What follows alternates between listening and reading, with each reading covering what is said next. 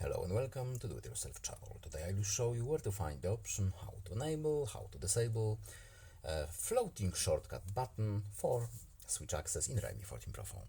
First of all, we need to go to our phone settings, next accessibility and convenience, then accessibility, next interaction tab, and here we have our switch access.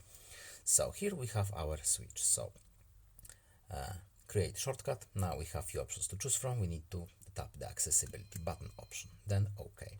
Next, we need to go to the shortcut option, then tap more options link, and here we have the location of the button.